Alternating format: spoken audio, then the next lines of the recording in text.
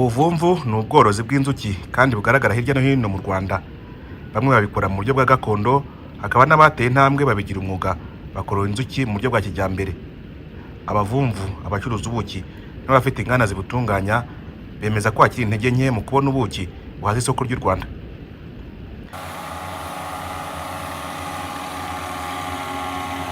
Batunga agatoki imiti iterwa ibihingwa bitandukanye igamije kwica ibyonnyi, kuko iyi miti irenga ikica n'ibindi binyabuzima birimo n'inzuki. Inzuki zigenda zigabanyuka kubera iterwa ry'imiti mu bihingwa, kandi no gutera iyo miti nabyo birakenewe kugira ngo babone umusaruro uhagije abaturage babashe kwihaza.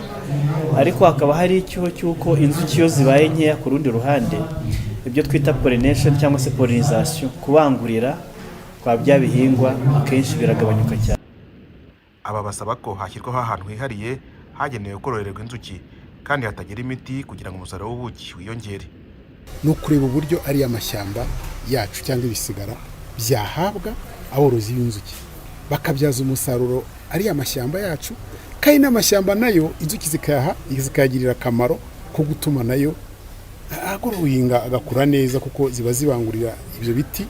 Dufashe urugero, umuzinga wa kijyambere uhagaze hejuru y'ibihumbi 50, ako wajya kure umuzinga wa gakondo uba uri hagati y'igihumbi na 500 kugera ku 3000. Urumva ayo mafaranga kugira ngo umuturage yabone abashe kubyaza umusaruro ka gace atuyemo n'inzuki, usanga ari ikibazo. Umuyobozi mukuru wungirije wa RAB ushinzwe iterambere ry'ubworozi, Dr. Uwituze Solange, asaba abahinzi gutera imiti yica udukoko mu gihe cy'umugoroba kugira ngo hirindwe iyangirika ry'urusobe rw'ibinyabuzima binyuranye birimo n'inzuki. Harimo ari ukuzana ibikoresho, ari kwigisha abantu ko ubuvumvu bwa kinyamwuga bukora, yewe ari no guhingira inzuki ibyo zirya hafi aho ngaho, ndetse no kuzana imiti y'ibihingwa itangiza inzuki. Ibyo ngibyo byose nibyo twateganyije kwerekana hano, kuko ahandi babishoboye ko inzuki zishobora kubana amahoro n'ibihingwa kandi buhinzwe mu buryo bwa kijyambere. Abari mu ruhererekane nyongeragaciro rw'ubuki bashimangira ko kimwe mu bituma ku isoko ry'u Rwanda hakomeza kugaragara ubuki butujuje ubuziranenge biterwa hanini n'uko umusaruro wabwo ari muke, bigatuma hari abavangamo ibindi bintu binyuranye bagamije indonke, nyamara binagira ingaruka ku buzima bw'abakoresha ubuki butujuje ubuziranenge. Abahanira iterambere ry'ibidukikije bagaragaza ko ibikorwa bya muntu biri mu byangiza ubutaka n'urusobe rw'ibinyabuzima biburiho, bigatuma umusaruro ubikomokaho ugabanuka, kandi ngo nihatagira ingamba zihariye zifatwa ngo n'ubundi mu bihe biri imbere ingaruka zizakomeza kuba nyinshi, nk'uko bisobanurwa na Dr. Jules Rutebuka, umukozi w'ikigo mpuzamahanga mu kurengera ibidukikije IUCN. Umusaruro nugabanuka, ugomeza kugabanuka, tuzananirwa kugaburira kwihaza mu biribwa mu gihugu. Rero icya kabiri ni uko bitakomeje bizangiza n'ibindi bikorwa remezo. Tariki ya 13 Nyakanga 2023, inama y'abaminisitiri yemeje umushinga w'itegeko rizwi nka Biodiversity Law rigena imikoreshereze y'ibikoresho bigamije kongera umusaruro w'ubuhinzi, ariko hanitabwa ku nyungu z'urusobe rw'ibinyabuzima. Umunyamabanga uhoraho muri Minisiteri y'Ubuhinzi n'Ubworozi, Dr. Kamana Olivier, yizeza ko iri tegeko ririmo gukorwa hunganirwa n'ubushakashatsi burimo gukorwa ku miti irwanya udukoko twangiza imyaka, bizanakemura bimwe mu bibazo bishingiye ku kwangirika kw'ibidukikije. Ndetse n'ubu harimo harakorwa ubushakashatsi bugeze kure bw'uburyo hakoreshwa udukoko twica utumatirizi dufata mu myembe.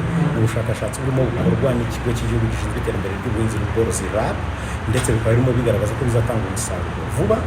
Ibyo bikaba ari bimwe mu birinda gukoresha ya miti yangiza ibidukikije, ndetse nk'uko wari ubivuze nk'inzuki nazo zikaba zabangamirwa iyo hakoreshejwe utundi dukoko twica udukoko, cyangwa se hagakoresha imiti yica udukoko ariko ikozwe mu bimera, ituruka ku bimera, cyangwa se hagahingwa ibimera byica udukoko, nabyo bibaho, bikaba byaterwa mu mirima bikarinda imyaka ndetse binarinda ibidukikije. Ubwo bwose ni uburyo bwinshi bubaho bushobora gutuma tubungabunga ibidukikije ndetse tukanateza imbere umusaruro w'ubuhinzi. Mu Rwanda hari abavumvu 120 n'ijana amakusanyirizo y'ubuki 50, inganda zibutunganya 20 n'izindi 10 zenda gutangizwa.